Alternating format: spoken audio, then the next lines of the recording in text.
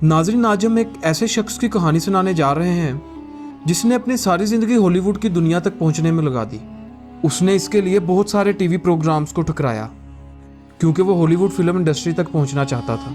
उसे Hollywood film industry में काम भी मिला, लेकिन इस काम से मिलने वाली इज्जत और शोहरत को देख ना सका। आज हम इसी द डार्क नाइट के जोकर हीथ लेजर के बारे में जानेंगे।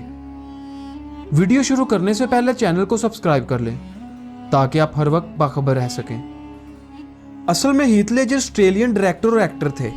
हीथ लेजर 4 अप्रैल 1979 को ऑस्ट्रेलिया के एक शहर पर्थ में पैदा हुए। इनकी वालदा एक टीचर थी, जबकि इनके वालिद रेस कार ड्राइवर और इंजीनियर थे।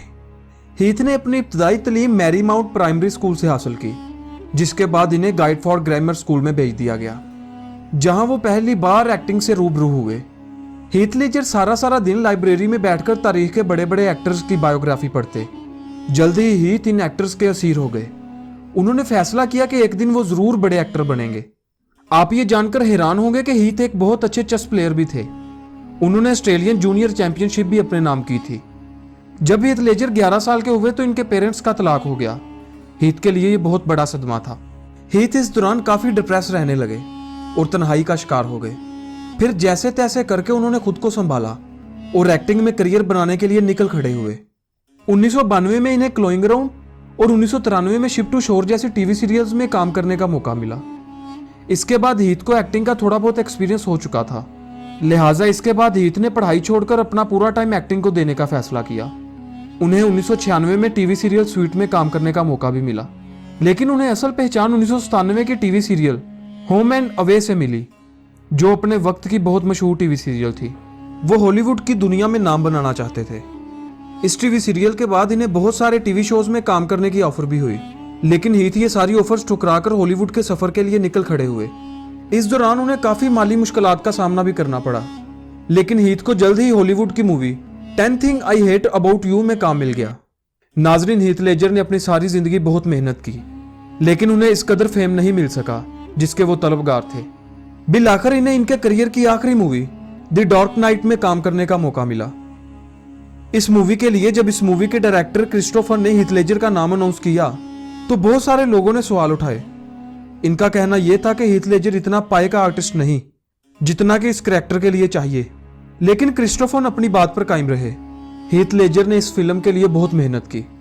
उन्होंने अपने आप को एक कमरे में बंद कर लिया और जोकर पर एक डायरी भी सेट की, जिसमें उन्होंने जोकर के हर पहलू की अक्सबंदी की। जोकर कैसे चलता है, जोकर कैसे दिखता है, यहां तक कि जोकर कैसे सोचता है। इसके बाद उन्होंने इसके मुताबिक अपने आप को ढाला, यहां तक कि फिल्म की जान समझा जाने वाला जोकर का मेकअप भी उन्होंने खुद डिजाइन किया। इस फिल्म की शूटिंग के दौरान उन्होंने बहुत ज्यादा ड्रग्स का इस्तेमाल भी किया। ड्रग्स के इस्तेमाल की बड़ी वजह जोकर के चलने का मखसूस अंदाज था, जिसको असल दिखाने के लिए वो ड्रग्स लेते रहे। हीथ लेजर की ये मेहनत रंग लाई और मूवी ना सिर्फ अमेरिका बल्कि पूरी दुनिया के सिनेमा हॉल्स में कई हफ्ते तक चली। मोबाइल पाउच से लेकर कार स्क्रीन तक हर जगह हीथ लेजर की तस्वीर नजर आने लगी, लेकिन उन्होंने अपने कैरेक्टर को इस महारत से निभाया कि वो हीरो बैटमैन के कैरेक्टर को फिल्म में हिडन कर गए। हीथ लेजर ने इस दौरान बहुत सारे सीन्स में असल मार खाई ताकि फिल्म में रियलिटी लाई जा सके। इनको ये किरदार निभाने पर 32 से ज्यादा इनामात मिले। हीथ लेजर को कॉमी किरदार निभाने पर गोल्डन ग्लोब और ऑस्कर जैसे एजाज से नवाजा गया, लेकिन हालात की सितम ज़रीफी देखिए। हीथ लेजर मूवी के रिलीज होने से 6 माह पहले 22 जनवरी 2008 को मर चुके थे। असल में हीथ लेजर जोकर के इस किरदार में इस कदर रस बस चुके थे कि इस फिल्म की शूटिंग खत्म होने के बाद भी उन्होंने ड्रग्स का इस्तेमाल जारी रखा और ड्रग्स की ओवरडोज की वजह से इनकी मौत हो गई। हीथ लेजर बेशक आज जिंदा नहीं, लेकिन जोकर के इस किरदार ने इन्हें हमेशा के लिए अमर कर दिया। उम्मीद है आपको जोकर हीथ लेजर की यह कहानी जरूर पसंद आई होगी। अगली वीडियो तक के लिए अपना बहुत सा ख्याल रखिएगा। खुदा हाफिज।